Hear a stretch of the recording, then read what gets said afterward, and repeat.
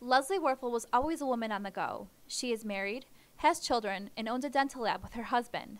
But 5 years ago, she was diagnosed with multiple sclerosis, and it slowed her down. I can't do a whole lot. I try to have a really good attitude about that, but it can get really frustrating. I generally have my boys help me. Multiple sclerosis, or MS, began to affect the electrical signals in Leslie's body. It attacks the lining of the nerves from your brain all the way down your spinal cord. It attacks the lining, and what it does is it damages that lining. The diagnosis forced her to go on disability and shook her family to the core. Medical bills ranging up to $2,000 per month seemed impossible to pay.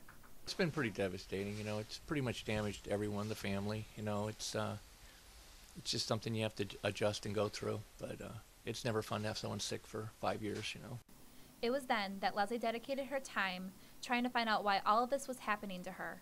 Some experts think MS can be triggered by a chemical she used at work, methylmethacrylate. In order to warn dental technicians of the dangers of lab chemicals, she began writing a safety manual, including 15 steps technicians can take to decrease exposure.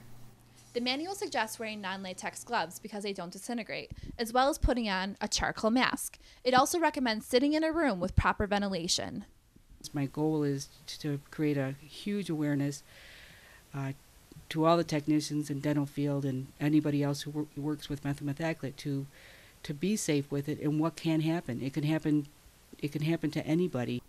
Once she is finished writing the manual, the National Dental Association wants to mandate all dental schools incorporate it into their curriculum.